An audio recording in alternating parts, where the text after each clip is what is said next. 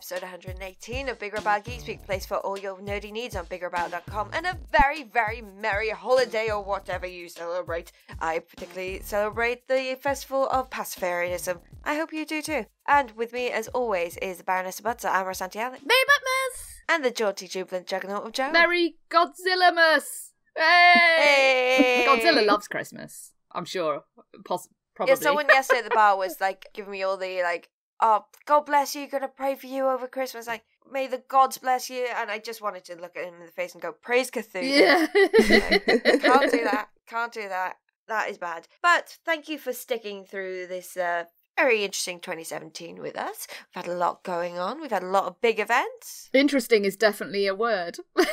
Oh, yeah. Yes, it is. It's part of my vocabulary. So we've had a lot going on. We've been to a lot of events, met some of you lovely listeners, discovered a lot about you lovely listeners, about how vocal and, I wanted to say militant then, but I think that's they're not really militant. Your place. No, I couldn't think of the word. She's paying you a compliment is what she's trying to do. Yeah, I am trying to do. But if you probably guessed, we're a little hungover because it is Christmas Eve. I'm fresh as a daisy with my green tea. Who's a good girl? Who's a good girl? At 9 o'clock last night. I'm not. Who's a good Joe? Who's a good Joe?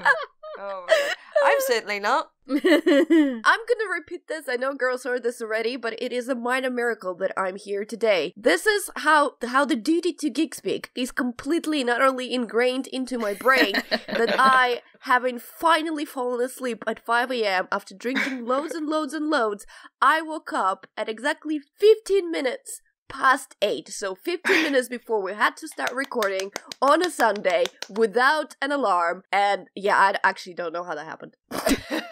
It's like you say, it's the ingrained Geek Speak duty that's just ever present in your psyche. It's a Christmas miracle! Yeah! Or maybe it's your little festive Christmas elf who was like, get up! That's called Tim? Yeah, is that called Tim? That's called Tim. We are going to be doing a rundown of our favourites of this year, and we're going to be talking about your favourites as well. Thank you very much to our listeners who have posted that in. But we're going to start with our own, because we're slightly narcissistic. Let's start with Best TV Show, and Joe. So, I'm cheating already, because I've got 2. Gosh darn it, Joe. We are allowed to have a favourite and a runner-up, so it's fine. Yeah. Technically, you're allowed 2. You're not allowed 7, unlike some people that sent in their nominations. Yes, we'll come to those naughty people. They're both very good choices. Yeah, this was actually like the category that I've struggled the most with. It changed quite a few times while I was thinking about this. But yes, my number 1 TV show of 2017 was Twin Peaks. Okay, one thing I was excited about yesterday, so sorry to butt in, but... That's all right. I went to Poundland. You're excited about going to Poundland? No, never. But... Poundland at Christmas, good lord. Their knockoff Toblerones are called Twin Peaks, and I saw them advertised, and I thought, like, are they doing a marketing thing? And I went in, it's like, no, it's just their knockoff Toblerones, which have 2 peaks, and they're called Twin Peaks.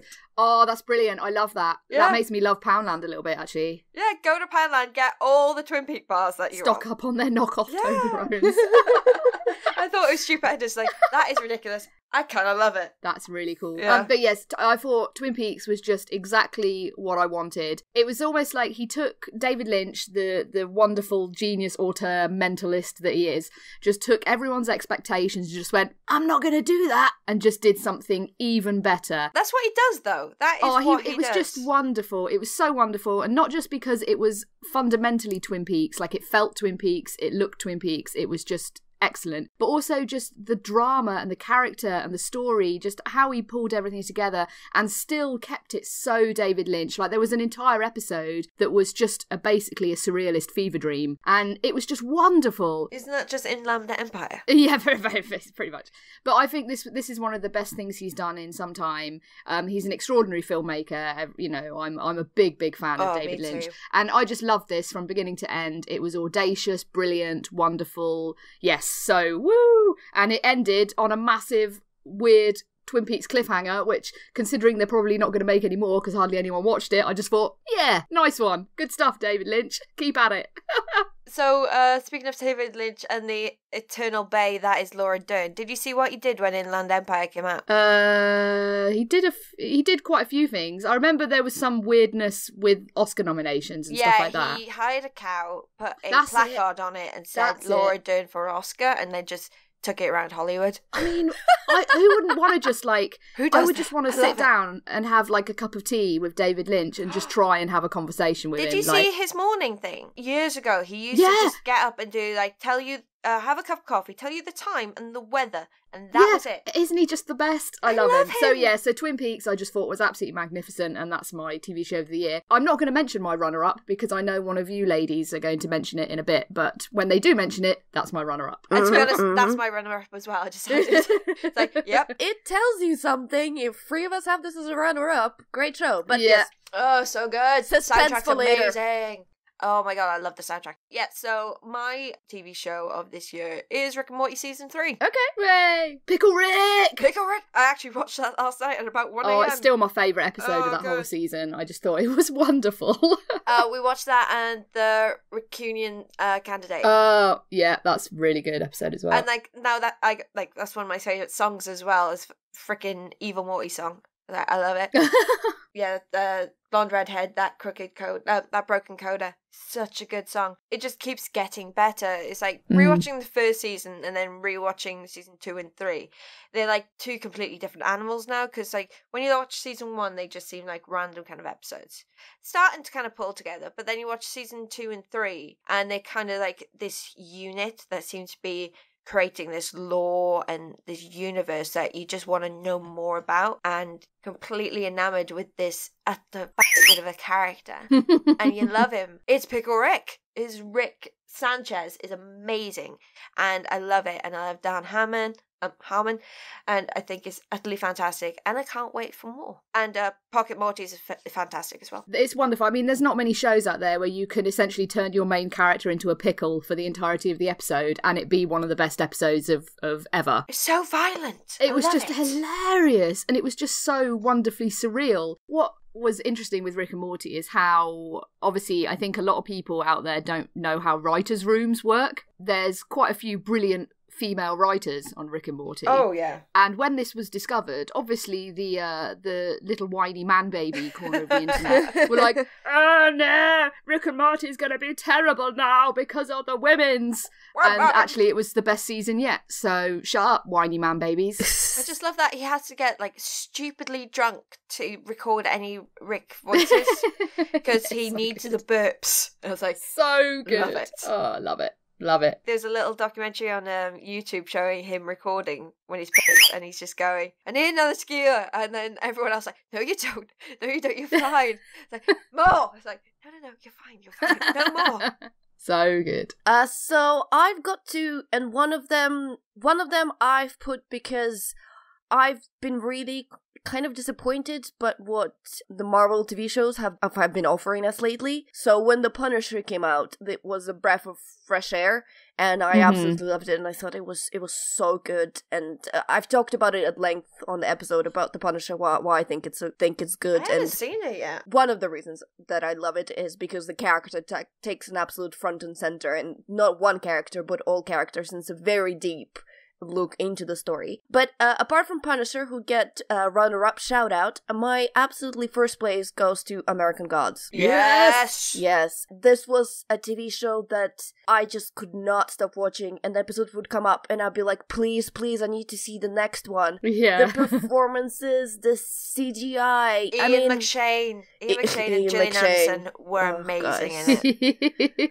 Ian McShane. I mean, it's just, it was amazing. Even that dude from Hollyoaks was really good. I know, right? Yeah. He was so good. I mean, he was pretty good, and he possibly was one of the worst things about the show, but he was still pretty good. But it just shows the caliber of people that were in that show, that it is just absolutely fantastic, and it's a very unique show, you know? It's just so happened that all of us liked it, that this is our level of sort of weird and artistic. I'm not sure that this is a show that absolutely everyone will get behind on. It doesn't hold your hand at all. No.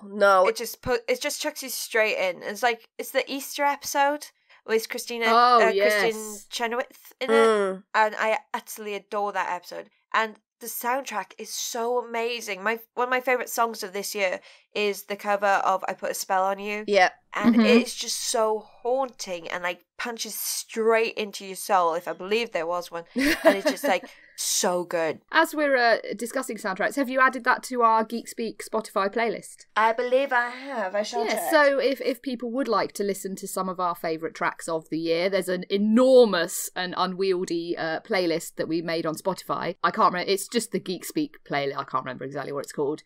But yes, go and look at that, and then you can listen to all the musics. All the musics. All the musics. Can I just say, I think the TV show was actually the hardest category this year to actually manage. Yeah. We've had so many good ones. Stranger Things! I know. What? Crazy Ex-Girlfriend? Mindhunter. A lot of them will actually be covered by what listeners have sent in. It's by far the category that had the most diversity out of what everyone sent with their different nominations. And I could have easily put 6 different titles in my favorite and runner-up. Yeah. I mean, The Handmaid's Tale also absolutely belongs up there. You know, it could go on, really. Crazy Ex-Girlfriend Season 3 is fantastic, but that hasn't finished yet.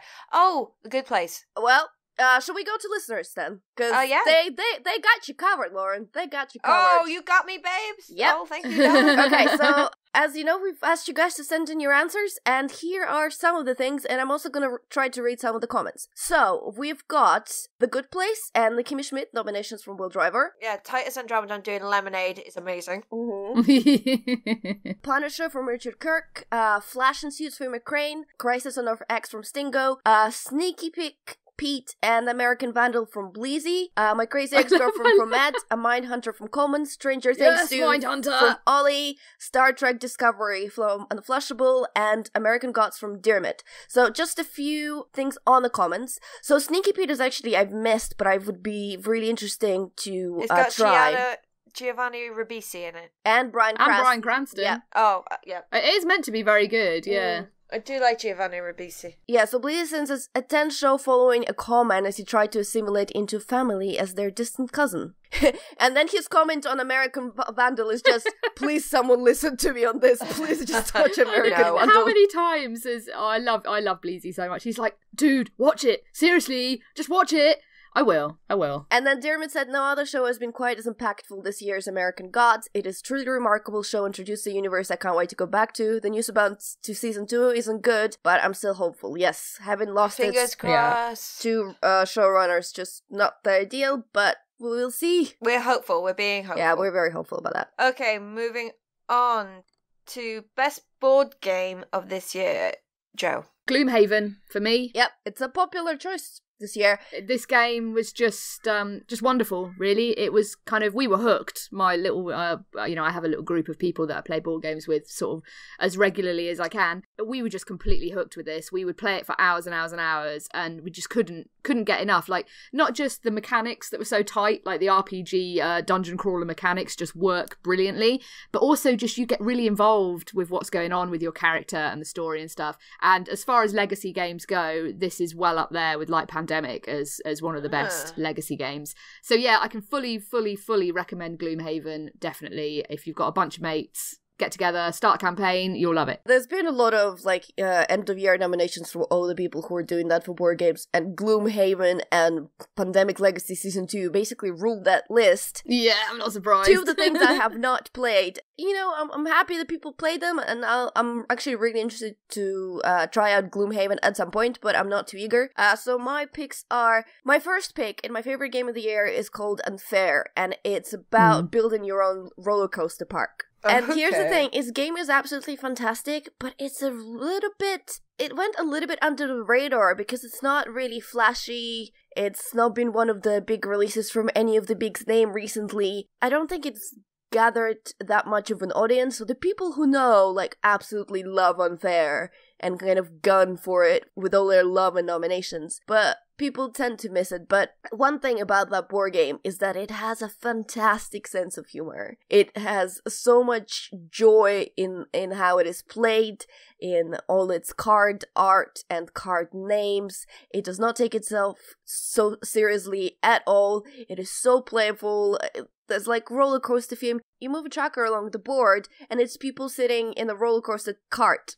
It's over the top, and it's beautiful. It plays so well. It's basically a set collecting game, and what you do is you buy an attraction and then you build all the different upgrades to it, and you get the most ridiculous things in the world. It is absolutely great. And my runner-up, just because I didn't get to talk about The Expanse Season 2 in my Best TV Show category, I'm giving to Expanse board game that I really, really liked. And that was a really interesting take on the theme. It was influence. It was an influence vine for the influence game, so it's trying to control the influence over the planets and over the world. What I really, really liked about it is that the concept, the actual mechanics of the game, they aren't unique to the theme of The Expanse, but within the game, there's so many little nods and in-universe hints that make the theme and the mechanics click so perfectly, and to the fans of the universe, it's really, really nice. For example, one of the things is that every different power has their own ability,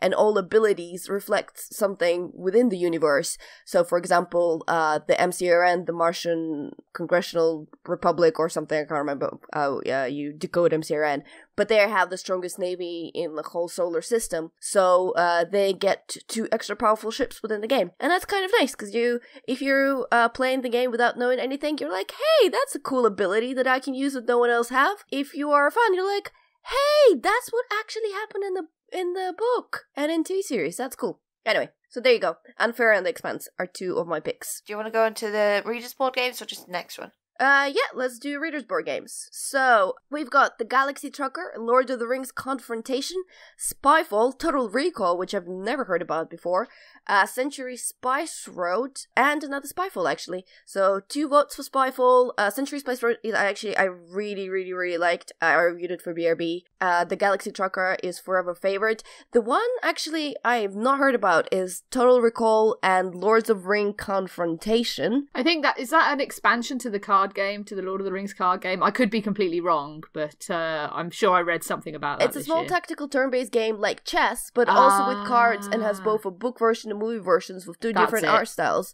which sounds really cool. I mean, there are so many Lord of the Rings games. It's like Game of Thrones games. They're just freaking everywhere and populating everything that moves. The Lord of the Rings card game's really good. I've got it here and it's excellent. Even just to play solo, it's really, really good fun. Okay, well there you go. So yeah, good choices. Apart from Spyfall, which, because I suck at it, I really don't like Spyfall. Oh, bless.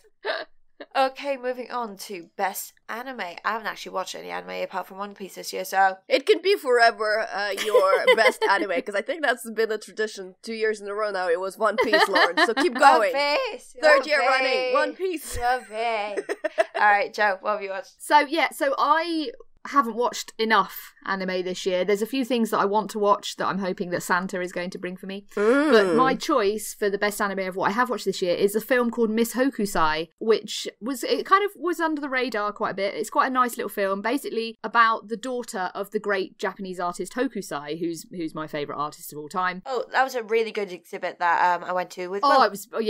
We went to it. It was absolutely beautiful.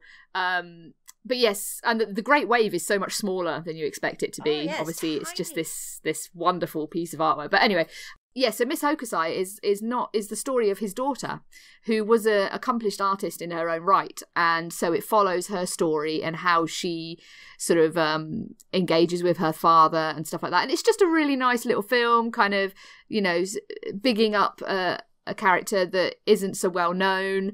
And yeah, just lovely, lovely little anime about art and stuff. So it's good. I agree with you, Joe. I have not really watched anime at all this year, but the one that I watched is a keeper, because it's Your Name. I really want to see this. Guys, it's a heart punch. It's a heart punch at the moment where you don't expect it. Okay. It's the first time I didn't see the twist coming. I'm pretty good at seeing twists coming. But when it was revealed it was actually happening, I went, what? And not only you go, what at the twist, you also go, oh my heart, no. Yeah.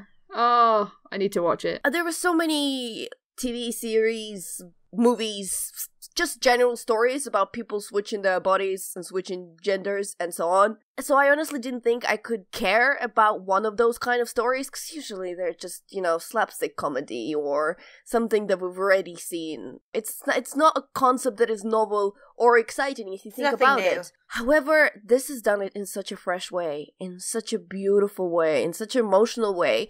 I highly recommend everyone to find Your Name. I don't know how. I think it'd be really, really hard. It's on Amazon Prime right now. Oh, is it? Okay. Oh, yeah, sick. Yeah. Wait, on Amazon Prime? So you can watch it It's on Amazon free. Prime right now, yeah. Yeah. If you have Prime. Oh, that's nice. Okay, so guys, look, if you have Amazon Prime, you have no excuse. Your Name. Yeah. You have to watch it because just so many thumbs Alex up. says so. Yes, Alex it's in my says so. list just in case Santa fails in his duties, because he's been instructed to bring it to me for Christmas. But if Santa does fail, which, that could happen, it's in my Amazon Prime list to watch like the day after. Oh, bless. Yeah, while you're on your festive break, check out Your Name, definitely. And going down to our listeners. Okay, so we've got Ghost and Shell, Voltron the Legendary Defender, which nomination, you might think it comes from Diarmid because he's been talking about it for the whole year, but actually comes from Richard Kirk. Then we have Phoenix Wright, Ace Attorney, and then we've got The Food Wars that Joe recommended and someone watched.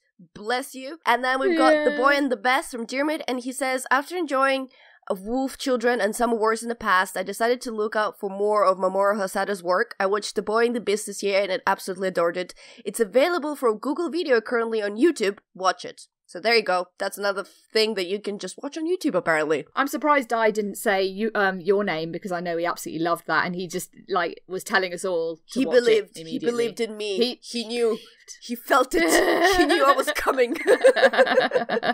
Okay, so moving on to Best Book, and I'm pretty sure everyone might have a good guess at Alex's favourite book this year.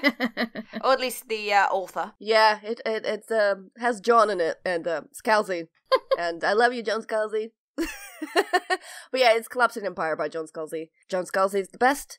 John Scalzi is the author whose books I buy every time, and they have not been disappointing me, unlike Andrew Weir, surprisingly, this year. The Collapsing Empire, guys, it's great. John Scalzi writes sci-fi that anyone can read without compromising on the quality of writing and the quality of story. If you want to read something really fun, something really lighthearted, something that is in space as well, without it being 3,000 pages in the book, but something that you can pretty much read in one afternoon. The Collapsing Empire. Thumbs up. Oh, thumbs up in the world. And in space. Mine's The End Specialist by Drew Magari. I probably said that wrong. I did speak about this on the podcast a while ago. It's all about the idea of curing death. Oh yeah, I remember you talking about this. Yeah, it sounded really interesting. Yeah, it was really good. I'll lend it to you next time you're done. But it was just really, really cool book. Very interesting concept, and the whole concept of humanity and morality and how that goes out the window when you play God, air quotes, and so on. Just very, very interesting book, very interesting concepts, and everyone should check it out.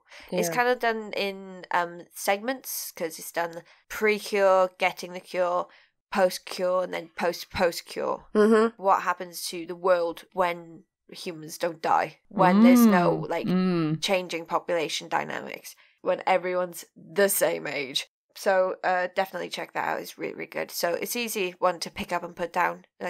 Do a segment, I want to try something else for a little bit, go back to it. It's really, really good. And now our listeners' books. Because Joe didn't put one down. Yeah, I've been terribly illiterate this year and haven't actually read an entire book the whole year. So, to be fair, this year for me has been really bad for reading. I've started so many books that I have not finished. I totally blame the university on it, because usually I'm such a bookworm and I just consume them. I just fall asleep. I start reading and I realise how tired I am, and I'm just like...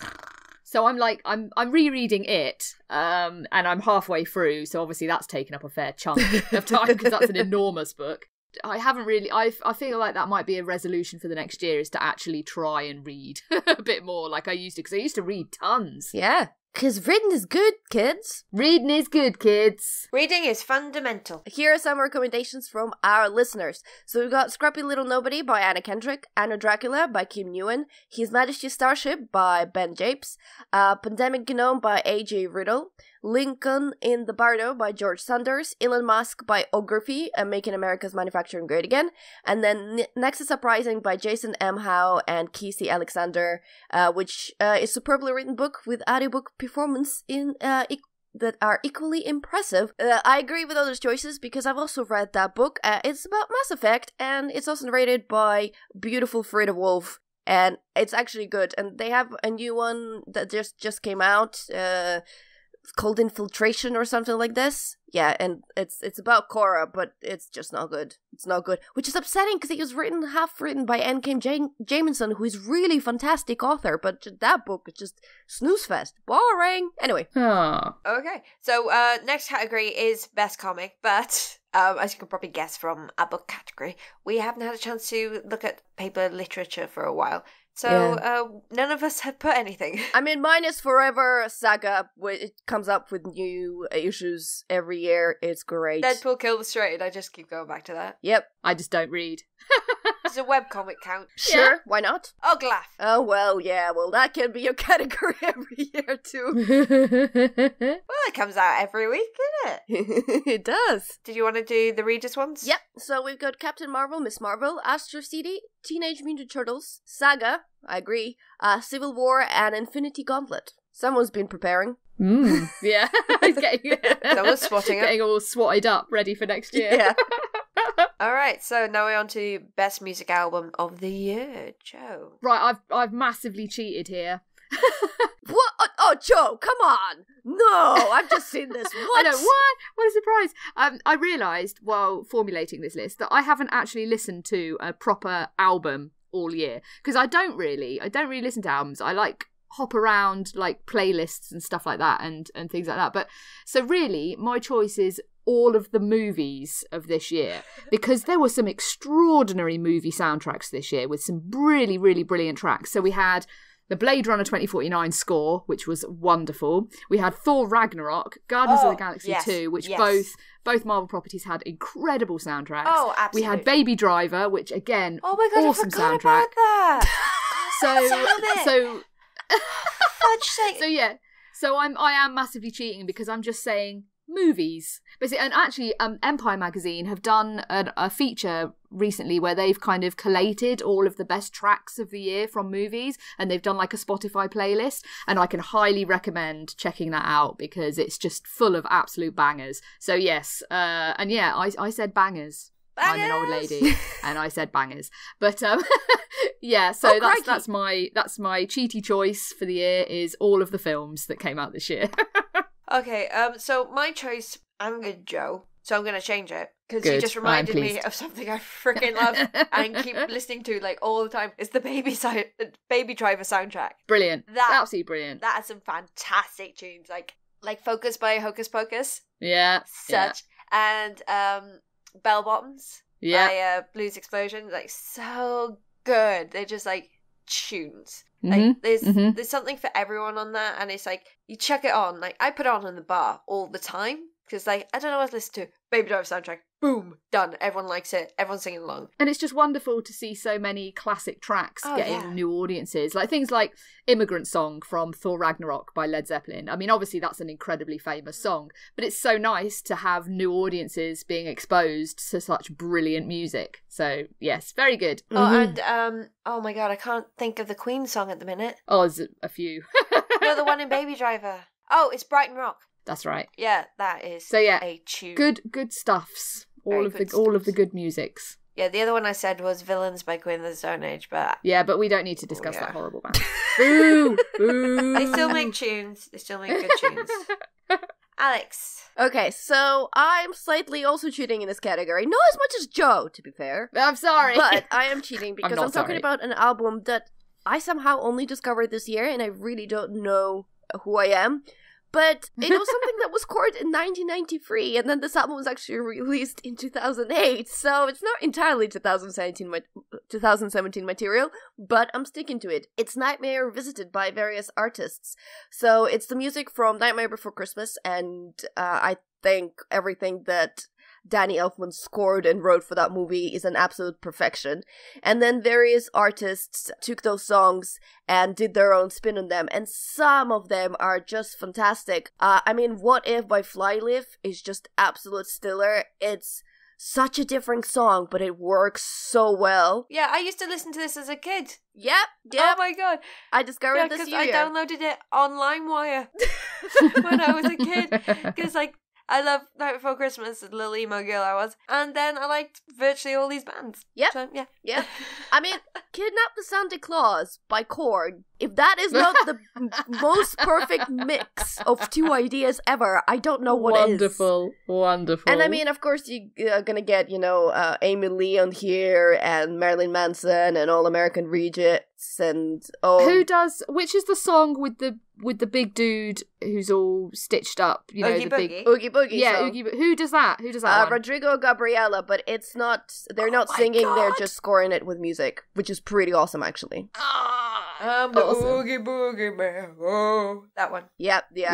Part of the reason why I think people should check this out is because every single one of those artists took and put their artistic signature on that song, not without giving it the respect that it deserved, the original material. And it works so well for every single one of those tracks that this album just should be checked out just because of the mastery of being original yet truthful to the... It's a true homage. Yes, absolute true homage. That's right. It's utterly fantastic. Moving on to our listeners' favourite. Okay, so listeners also didn't cheat, Joe, because we have Guardians of the Galaxy soundtrack, Baby Driver soundtrack, Mike Oldfield, Gallivant's soundtrack. I love that someone said Mike Oldfield. What, Two Labels? I hope so. Just all specified. Mike Oldfield. Just Mike Oldfield.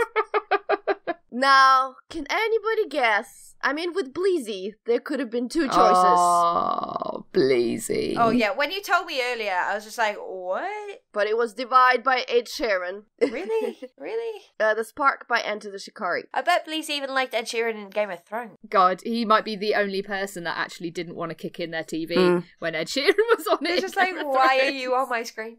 Why Get off. Get out of Game of Thrones, Ed Sheeran. Don't ruin everything. You don't belong there. You're in the wrong place, Sonny Jim. Yeah, you don't belong here.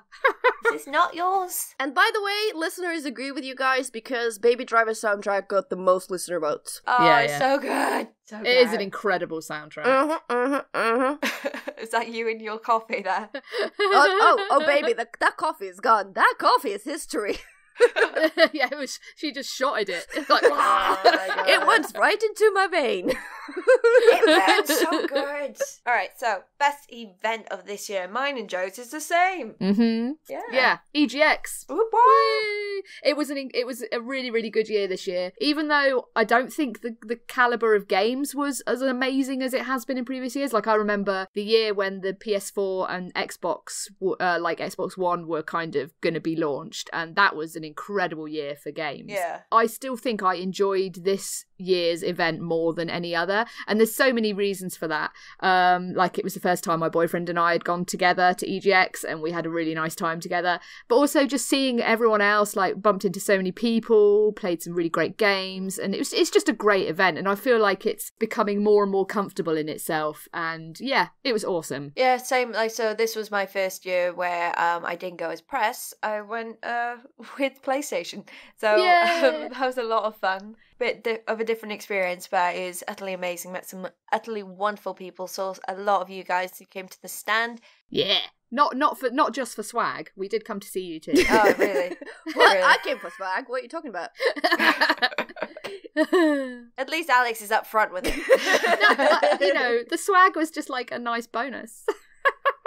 Oh, please, Joe. Lauren completely lured you with all the Uncharted swag. You could smell it from the other side of I've the got hall. Uncharted stuff. It was just so much fun. Made a lot of new friends in the industry as well. Plus, got to go to some cool after parties, courtesy of a friend of the show, Coobs. And played a few amazing games like Detroit Become Human. I am so jazzed for that game. I cannot wait. I'm still so on board with that game. I cannot wait. That game. It's going to be amazing. Alex, what was yours? So I'm still ringing the bell that I ring every year, and I say it's UK Games Expo because every year it is. And it has becoming bigger. Every year it's a board gaming expo in Birmingham. So both our favorite events are in Birmingham. But it's fantastic, and it's kind of a little bit special for me this year because I did something I terrified, came up and talked to someone, and good things came out of it. Let me just finish it there. Yeah, guys, if you like board games, this is an event to go to because it's just crazy to me that I always think we're in such a minority, maybe because the video game voices are so strong, but then I come to that event and just seeing people play board games on like any flat surface they can possibly find. Yeah. And play it until well through the night, because you can go to the Hilton Hotel, which is right off the NSC Convention Center, and they just have rooms and rooms of people playing 1 a.m., 2 a.m., crazy, and the hotel staff are like, yeah, the nerds are here. Yeah, these guys know how to party. Yeah. I'd never been before. It was the first time I went this year to UK Games Expo, and I just loved it. I thought it was great. Yeah. Like, just board games everywhere, and everyone's just massively into it. And like all the, like, I like the bring and buy thing for the board games where you can trade in old stuff and get other stuff. It was awesome. So yeah, I thought it was really good as well. I guess it's one of the signs that board game are not absolutely unbearably humongous yet, because some of the even celebrated board game designers just completely comfortably walk around and chat to people. We were able to chat to Eric M. Lang, who designed so many games that are absolutely fantastic, and he was just there chatting to people. And out of other board game celebrities, Tom Vassell, who runs Dice Tower, or one of the people who writes Dice Tower, which are kind of review and board game centric website, he comes to that every year, and he just he's probably one of the biggest names in board games who is not a designer, and he just comfortably walks chatting to people, and it's fine. It's not, I'm not gonna say it's not overwhelming for him, because I bet it still is nonetheless, but the fact that he doesn't need to security himself up yet tells you something. But yeah, there you go. Okay, so from the events from listeners, as you might have thought, the EGX was predominantly what everyone's picked as well, with the sentiment that, yeah, it was nice to see everyone, and I absolutely agree. Another one was Winterfest from Ian Crane, and then Will Driver. Well, guys, he's not our number one for nothing. He said Geek Speak 100th episode recording. Aww. I know. Aww. I know. Bless his heart. Aww, Bless his heart. So sweet. This is why he's number one. Yeah. See, this is the thing, there's been discussions happening on Twitter all week about people fighting over the number two spot, but that no one's even attempting to go for the number one spot because it's so tied up. You ain't gonna get close, guys. Will's just got it locked down. Will take you down in whatever fighting sport you want to take them down. I'm pretty sure he's a total pacifist, even so. Yes. Okay, moving on to our final two categories, and they're the big ones, baby. Oh, baby. Best video game of the year. Joe, we can do this, Joe. Yeah, you should tag team this. Okay, should we 1, 2, 3, and we say it together? Yeah, sure. 1, 2, 3. Horizon Zero Dawn. Oh, we're not marked. What? I thought there was a countdown. I thought I had to say butts. No? You're actually right, yes. But yes. I have cheated though, because I have 2 again. So, Horizon Zero Dawn, absolutely my number one. I just thought that game was just wonderful. It was like, I've said this many times before, but it was like someone reached into my brain and kind of went, what's the perfect game for Joe? And then made it. It's just beautiful. It's got a wonderful, vibrant and interesting world. It's not overloaded with stuff like Assassin's Creed can often be, You know what I'm talking about, like the Ubisoft open world thing where it's just rammed with stuff. Which sends me into sheer panic, opening the map and seeing you look all at that the map things and you're like, you need to collect, upgrade and explore, and I just go, no. Yeah, no, it's too much. Yeah. But this was wonderful. The character was wonderful. The story, it was beautiful. It was so well animated. The gameplay felt great, like the combat and all the ways you could approach battles in so many different ways. So it was constantly evolving based on how the player wanted to play, which is just wonderfully freeing. And it was just awesome. Robot dinosaurs. I mean, come on. There's nothing to not like there. Like, robot dinosaurs just wins everything this year. But I did want to, this is why I've cheated, I did want to give a very, very honourable second place shout out to Hellblade, Senua's Sacrifice, because that game, I think, did something completely unique this year, and it was just a wonderful representation of mental illness in a way that was not like pandering or cloying, but was challenging and dramatic, and the story was magnificent, and it was just a very, very well put together and solid game. And I massively, massively applaud Ninja Theory for what they did with it, because that was a huge risk, that game, and they pulled it off in a way that is endlessly inspiring. So big shout out for Hellblade. But yeah, Horizon is the one. That's the number one for me. Yeah, exactly. I don't really have much to add to it. I think Horizon Zero Dawn is the open world done right, and all people doing open world should really take a look. Don't look at Skyrim. Skyrim, I'm sure, is great and amazing for its time, but please look at Horizon Zero Dawn now. Another thing I will add about Horizon Zero Dawn is that Danny O'Dwyer did his no-clip documentary on it. Yeah. And it is so interesting, and I think he's going to be doing more. So I'm going to leave a link to it in the description below if I remember. If not, go on Twitter and say, where is it? Or just go on YouTube or type Danny O'Dwyer or No Clip. If you search for No Clip on YouTube, he's done some awesome documentaries. Like the stuff he's done since he left GameSpot, I think is like the best stuff he's done in his whole career. And without a doubt, there's a Doom documentary that was absolutely brilliant. He did some stuff on The Witcher 3 where he went to CD Projekt Red and interviewed all of those guys. Yeah, PUBG, Rocket League. Yeah. He's done some absolutely awesome stuff since he departed GameSpot. So I can fully recommend the No Clip channel on YouTube. It's really good. And my other honorable mention goes to What Remains of Edith Finch. Brilliant game. Absolutely brilliant game. It is. Yeah. It's there is a cookies and booze playthrough. So if you're not gonna buy, at least try to check it out at least a little bit. Maybe don't watch our whole playthrough because it will spoil the story for you. But from just 20 minutes of watching it, you will get why this game is absolutely fantastic. It's so special. It shows that video games can take storytelling and do it in the way that no one else but video games can, and do it so beautifully, so emotionally. That game, I mean, we played it during Extra Life. I honestly, this is the honest answer, I needed something to fill about 3 hours of my time. So I was like, oh, what's a good kind of short game? What Remains Edith Finch? And after we finished playing it, we were like, what we just done? That whole night. And it was crazy because when I started playing it, I actually say in the video, we might stop in case we find this game too relaxing and we start falling asleep because it was well into the night. Guys, we did not fall asleep. We were like, what happens next? What happens next? I was like that with Child of Light when I did it at Extra Light. It's like, it's such a chill game, but it's like, it's so engaging as well. So you just want to keep going. Yeah. I'm with you on What Remains of Edith Finch, Alex. I just thought this year has been incredible for games. Like, this was another really difficult I mean, Horizon was always going to be my number one, but the ones below number one, that's where it's really difficult, I think, for me. It's just so many great games we had. Like Resident Evil 7 was another incredible game. What Remains of Edith Finch, definitely.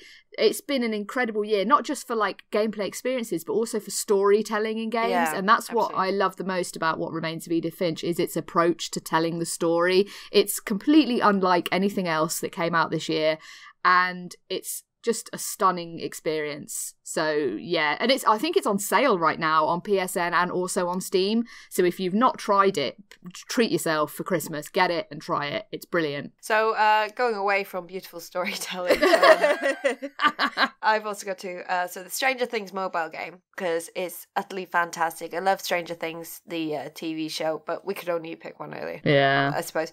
But it's just such a fun little free game. Utterly free. You don't have to pay for anything. But like amazing kind of graphics and so on, and fantastic MIDI soundtrack, and just so much fun just to play on the tube or on your bus or whatever on your commute.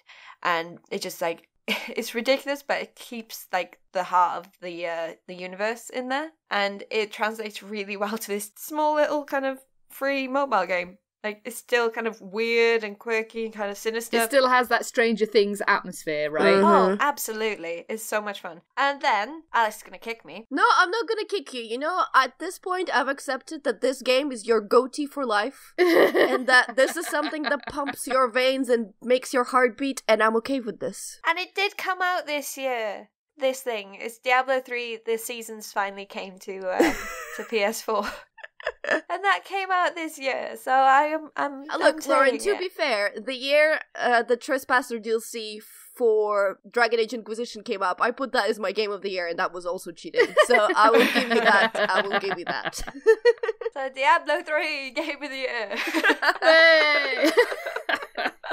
You know what? Each to their own. You know, I think as long as people are playing games and enjoying them, then that's great, you know? Absolutely. And now our listeners' favourites. Okay, so, unsurprisingly, we've got a couple of votes for Horizon Zero Dawn from Will and Dermot. And Dermot says, since its release, Horizon Zero Dawn has been my pick and nothing has shifted it. I knew before I played it that Guerrilla could nail the technology required to create an open world, but they also managed to nail the writing, character design, soundtrack, quest design, a truly phenomenal game. Yes, he's 100% on the money, as usual. Yep. Look, he just knows how to say things. Yeah. Then we've got Uncharted 4, The Lost Legacy, Hand of Fate 2, Assassin's Creed Origins, Destiny.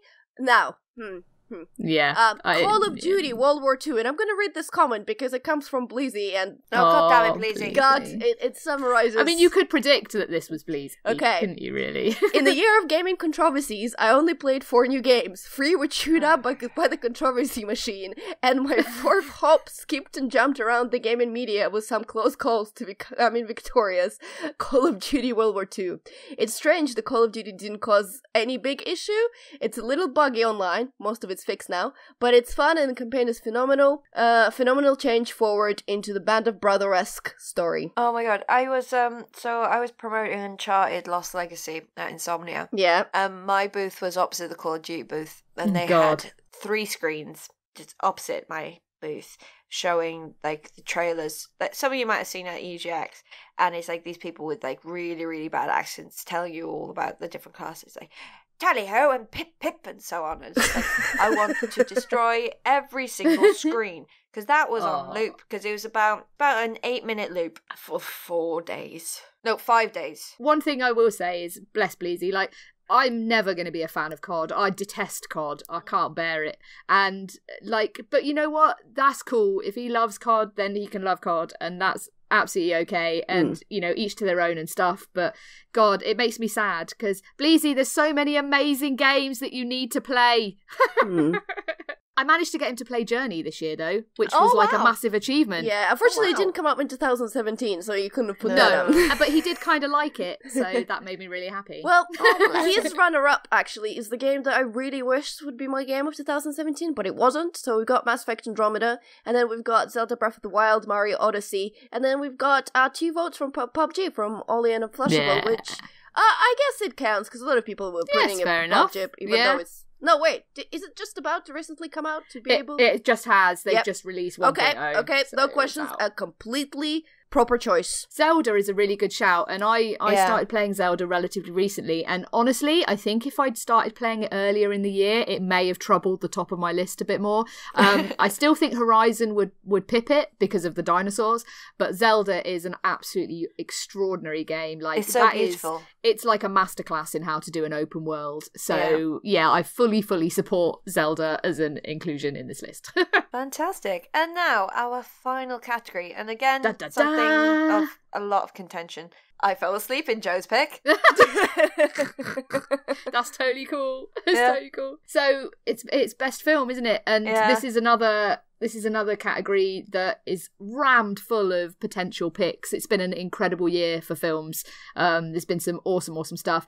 But yeah, my pick is Blade Runner 2049. I saw a lot of films at cinema this year, and there was other films that you could argue might be better. I don't know. I know that Alex has picked one that I'm a huge fan of. I just think that of all the experiences I had at the cinema this year, this was the one that took my breath away the most. I think it was just absolutely stunning, and it was the sequel that Blade Runner deserved. and it was so unexpected as how good it was. There's so many ways it could have been terrible and it could have gone really wrong, but Denis Villeneuve knows Blade Runner and he's respectful to it, but also prepared to expand upon it in ways that you don't expect and that are quite interesting.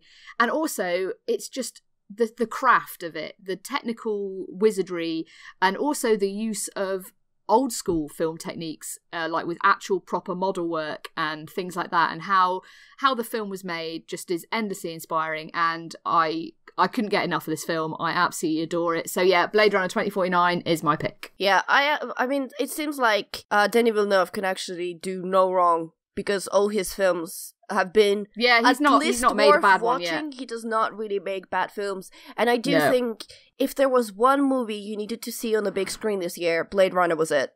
Yeah, absolutely. It's all about that big screen experience, but it was also intelligent filmmaking, and it took its time, and the story was so worth the journey and the time, and it wasn't afraid to ask the really big questions that I think a lot of people forget. How Blade Runner itself, the original, is quite intellectual, and some of the questions it asks and the pace that it takes. You know, I think some people when they were sort of commenting on Blade Runner 2049 actually kind of forgot that the original Blade Runner is very slow in itself and very much like that.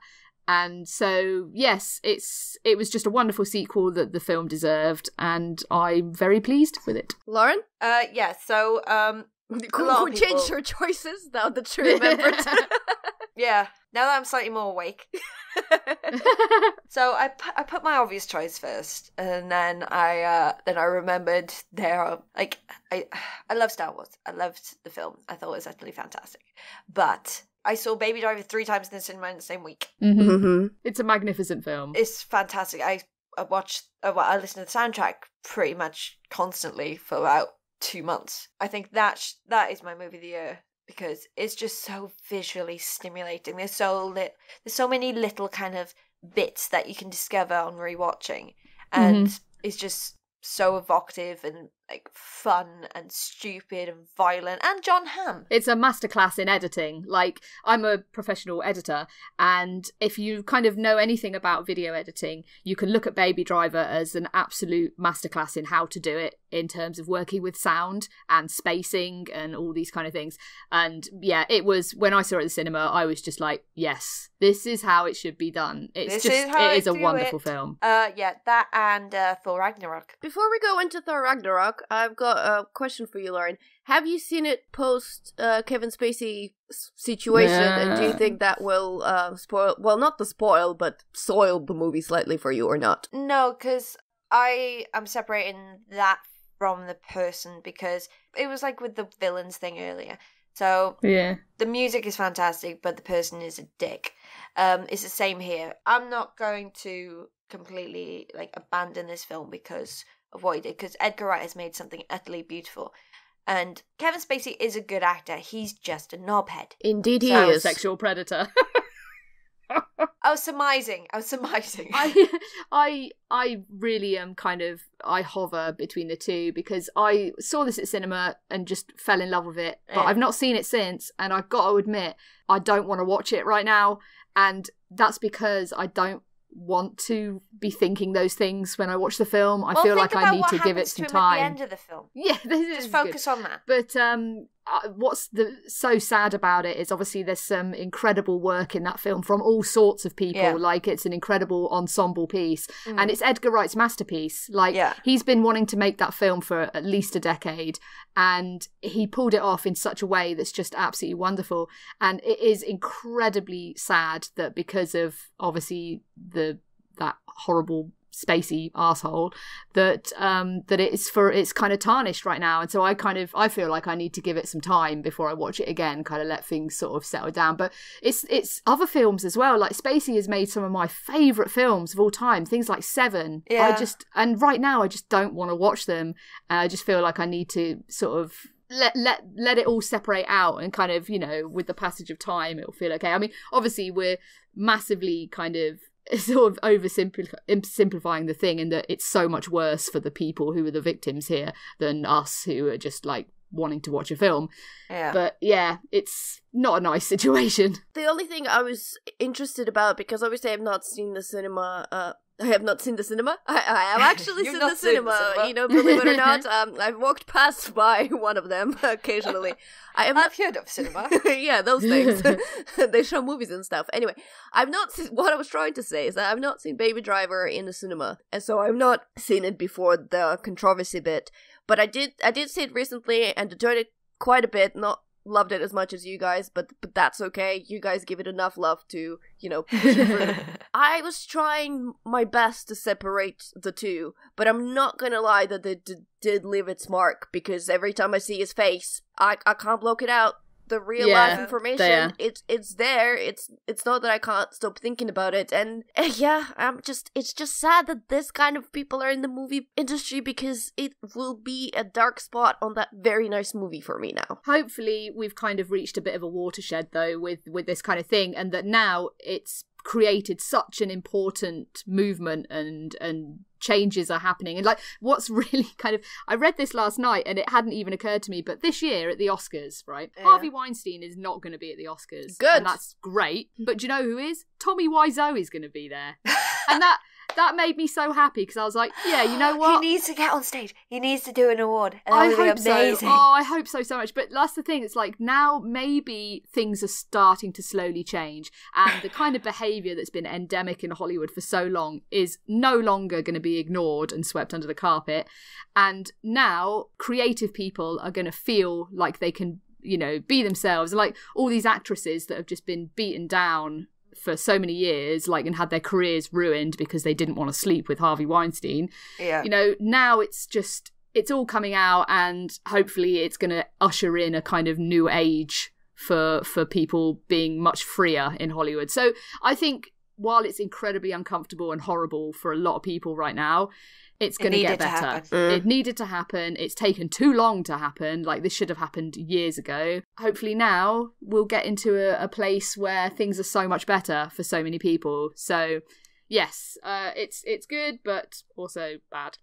So my other movie pick is a bit nicer, because it's got the Eternal Babe, Taika Waititi. Yep. Thor Ragnarok. This was a great film. It was so much fun. So much fun. Oh my god, that's all that really needs to be said. It's like, I was bored yesterday, so I started going. It was a BuzzFeed post of Chris Hemsworth, like, why he's a babe, and it was like bits of him and Taika Waititi, like their boy band cover. Oh, did you see the pictures of Jeff Goldblum's fashion shoot recently? No. Oh my god, I think. Share. I can't remember who shared. I saw it on Twitter and I was just like, yeah, that is a man who knows how to pose. He's like, yeah, he's stunning, isn't he, Jeff Goldblum? So it was wonderful. Babe. Yeah, but the pair of them together, like Goldblum and Waititi, when they pose, it's really quite something.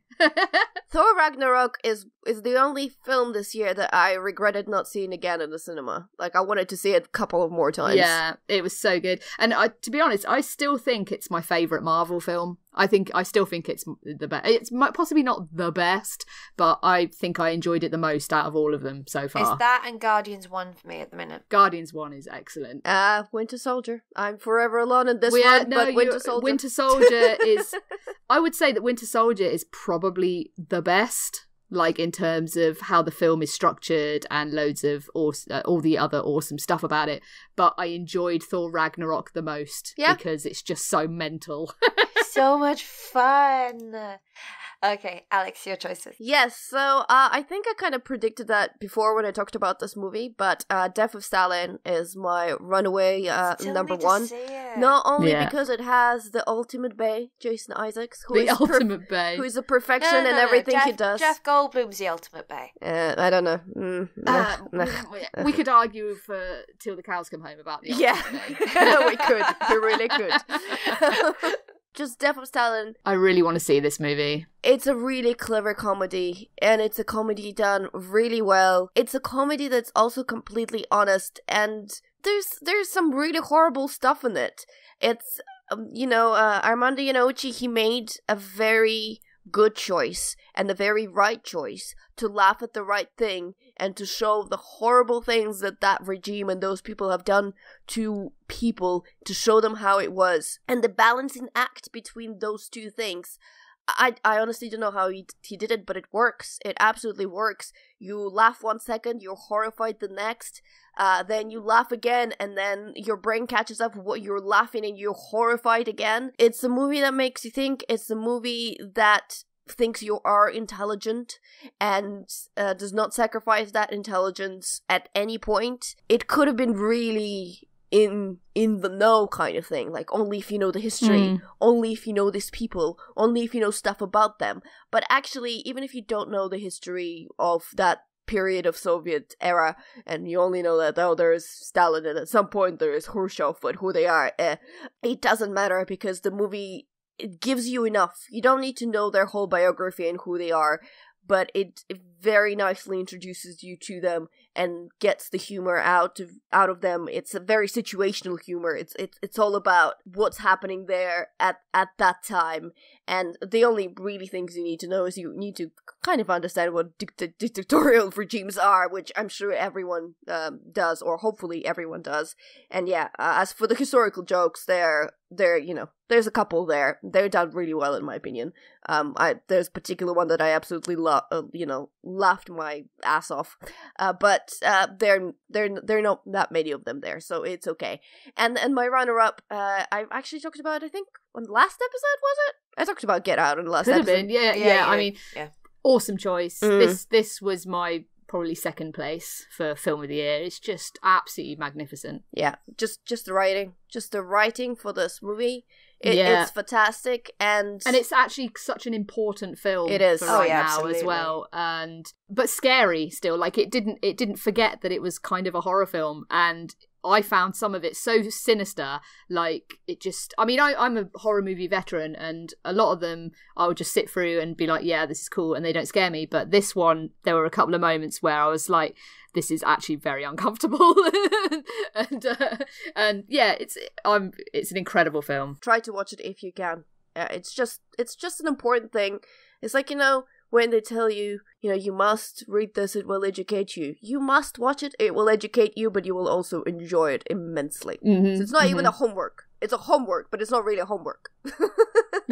Yeah, so you can stream that on YouTube and Google Play at the minute for Get Out. Oh, can you? £6. I know that it's Get Out on Blu-ray and stuff now. It is, isn't it? Yes, it is. I think so, yeah. Blade Runner isn't out yet. I need it! Hurry up! Okay, now on to our listeners' favourite movies of 2017. Before I go, I'm just gonna, because that was also a very, very busy category, and Thor Ragnarok was fairly popular with 3 votes, but winning the listeners' category with 4 votes, actually, is Dunkirk, which we haven't mentioned. That's a very good choice. Dunkirk is a wonderful film. Yeah, a bit too heavy. Yeah, very good choice. Yep. But on that, we also got another vote for Get Out, 2 votes for Paddington 2 from Will Driver and Dearman.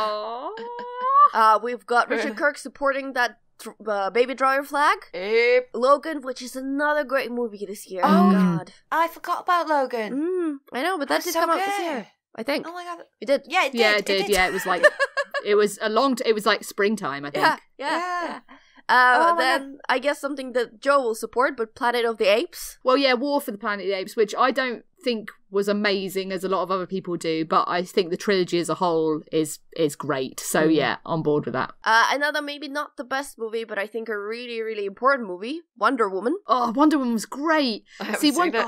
See, the thing with Wonder Woman, right, it was so great, and then you was kind of like, it made you kind of hopeful for DC, and then they ruined it. Then they ruined it with Justice League. So who's hopeful for DC movies, really? But just ignore that Justice League exists and just watch Wonder Woman over and over again, so and that's all you need. Suicide Squad. No.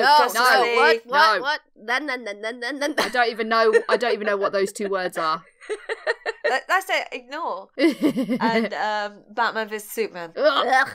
Anyway, we've got also Disaster Artist, which I'm actually really interested to see. Yeah, I really want to see it. And then we've got another vote for Blade Runner 2049 from Ollie. Yeah, good choice. Of course he likes that. Someone who wrote in may have noticed that I did not put their categories in the list because I hope, for the love of me, that this was a joke. Well, actually, I'm pretty sure. This comes from Hugs, though, so... Yeah. Oh, what did Hugs Who knows?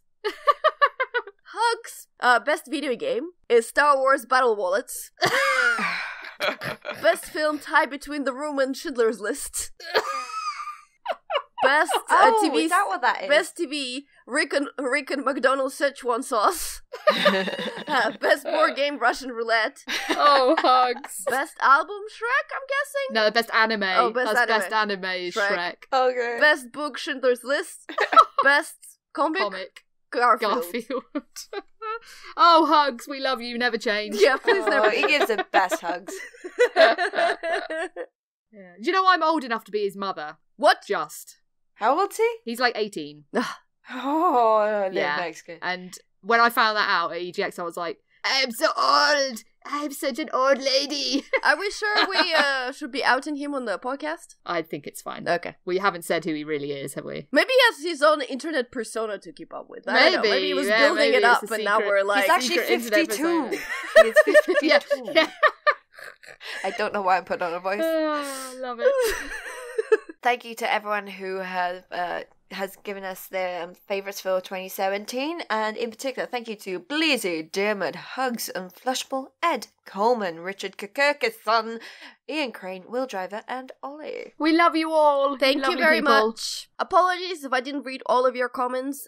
As I said, we'll try our best to read as many as we can, and I try to do so because otherwise it would be just a podcast of me reading things. But I do recommend everyone go in. Alex Reedy time. The Alex audiobook. Yeah, there should be some ASMR. adult fiction at some point that I need to read. And anyway, Yay, we haven't done that in ages. no, we haven't. Oh my god, we didn't do the second book by that hot coffee. No, Lauren, no. Oh. bad, no. Oh my god. But yeah, I do recommend people go in the forums and read some of the comments along with the choices, because some of them, are really important and it's really great with opinions. And yeah, another thing to do is look out for BigRedBarel Golden Barrel Awards that should be coming sometime in January, I believe. Coming soon. I feel like Horizon's going to feature quite highly in this. Looking Yeah. at like who's involved Probably. and who's voting. It's really funny because we've got like the big console contingent on BRB, and then there's a small but very vocal PC contingent who every year complain that none of those games make on the list because they're small but vocal but small, and we're like, sauce guys. They're just so small. That is the end of our 2017 wrap-up. We will be back in the new year, and that's us, Tabletop Tuesday, Cookies and Booze, all those fun things will be back in 2017. If you'd like to get... What? 18! 18! Time travel is a thing. I did the finger movements and everything. Good. You That have should be to. like the rule, yeah.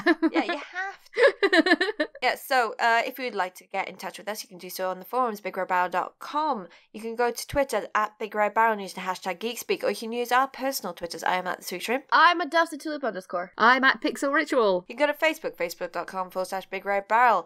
We also have the Gamer Night group on there, and you can go on there, meet some lovely people, join the Destiny clans, and play some fun video games. I think you'll have time over the festive period. Just sneak away from the family, tell them that you need to go do a Goliath poop and play some video games with us. And they'll just You can hear say like that the videos right and be now, like, Lauren. that doesn't sound like Fine. pooping. What are you doing? Oh, good lord. Okay, so you can also go to iTunes, leave us a little comment on there, 5 stars referred, or whatever you think we deserve. 5 stars, yeah. Be nice. It's Christmas time. It's time to be nice. Absolutely. So if you haven't done it, please do it. We like votes. You can also go to YouTube, Big Red Barrel TV. You can leave a little comment on the videos there that come up every week. I think that's it. I think that's it. So yeah, Merry Christmas everyone and Happy New Year! Yes, Merry Christmas. Buttmas, everyone. We will see you in the next year, and hopefully 2018 will not be complete smelling trash bag that 2017 was. I know, it's quite funny, isn't it? Like, 2016 was such a shit show, and we thought, 2017 will be better. Oh, my bad. But at least we had loads of good movies and video games and stuff to We had keep a lot ourselves of good busy. media. Mm. It's just everything else was. Yeah, just of like steaming ignore pile the of poo. news and just Yeah. focus on the movies and video games. I mean, to be Yeah. fair, for the art that's supposed to be escapism from the real world video game, it has not been the better year. It could not have been a better year to escape this world. Next year's going to be epic. Yeah. we've got some great stuff coming next year, so excitement! Can I be excited for Anthem now? I know it's probably going to be trash and be delayed, but can I be excited for it? Because you sure? My traditional excitement about Bioware things for the year. Yay! It could be your last one, so no, don't say that. Don't say that because if something happens to Anthem, they're never going to be releasing another Dragon Age in Dragon Age 4, and that's the only thing I really deeply care about. And that's, guys, there's going to be a sobbing pile of me on the floor. It's Christmas. It's the time for miracles. Yes. It will be okay. Miracle. Come on, EA. Turn out not to be Evil Corpse. That's my wish under the mistletoe Christmas tree. Whatever that is. Not coming true, darling. I'm sorry. They're always going to be evil. Yeah, I know. So, for episode 118 of BigRedBarel Geek Speak, I've been Lauren. I've been Butts, Merry Butts, and New Butts, and Year's Butts, and all the Butts. Jingle Butts. And Jingle Butts. I've been continually thinking about robot dinosaurs. Yay! And we wish you a Merry Buttmas. Bye! Merry Buttmas! Bye! Bye! Butts.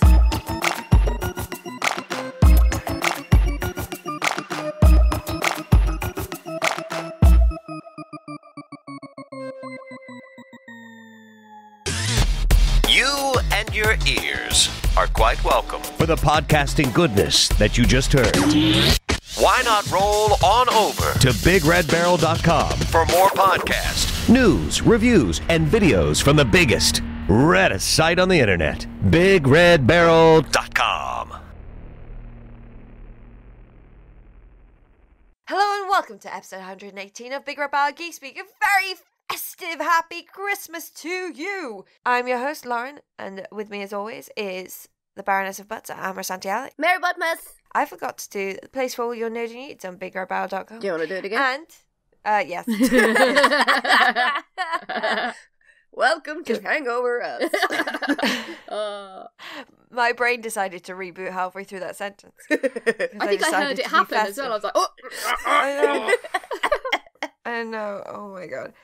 Oh my god. Oh my god. Oh my god. Oh my god. Oh my god. Oh my god. Oh my god.